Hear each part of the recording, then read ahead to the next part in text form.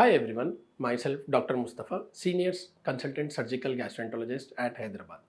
నేను ఈరోజు మీతో గాల్ బ్లాడర్ స్టోన్స్ వచ్చిన పేషెంట్స్ ఏదో కామన్గా అడిగిన క్వశ్చన్ డిస్కస్ చేయబోతున్నాను. ఈ క్వశ్చన్ ఏమంటే సర్జరీ చేసి గాల్ బ్లాడర్ రిమూవ్ చేసిన తర్వాత డైజెషన్లో ఏమైనా అబ్నార్మాలిటీ ఏమైనా తేడా ఉంటుందా అనేది రెగ్యులర్గా అడిగిన క్వశ్చన్.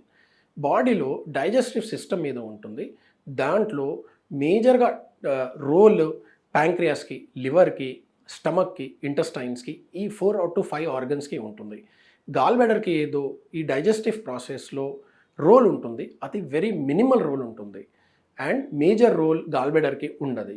గాల్ బ్లాడర్ ఏం చేస్తుంది అంటే లివర్లో ప్రొడ్యూస్ అయిన బాయిల్ ఒక టెంపరవరీగా ఒక 30 to 40 ml గాల్ బ్లాడర్లో స్టోర్ చేస్తుంది.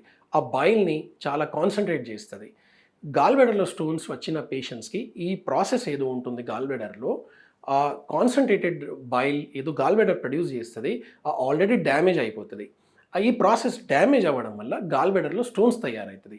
సో గాల్ బ్లాడర్లో స్టోన్స్ వచ్చిన పేషెంట్స్కి ఎవరేదో ఉంటారో ఆ గాల్ బ్లాడర్ రిమూవ్ చేసిన తర్వాత డైజెషన్లో ఇంకా ఇంప్రూవ్మెంటే ఉంటుంది, రాదర్ దాన్ రిమూవ్ చేసిన తర్వాత ఏది ఎట్లాంటివి అబ్నార్మాలిటీ ఉండదు. దానికి రీజన్ వచ్చేసి గాల్ బ్లాడర్కి రోల్ డైజెస్టివ్ సిస్టంలో చాలా మినిమల్గా ఉంటుంది అండ్ ఆ రోల్ కూడా ఏదో ఉంటుంది, మినిమల్ రోల్. ఆ స్టోన్స్ ఫామ్ అయిన తర్వాత ఆ రోల్ కూడా కంప్లీట్గా డ్యామేజ్ అయిపోతుంది.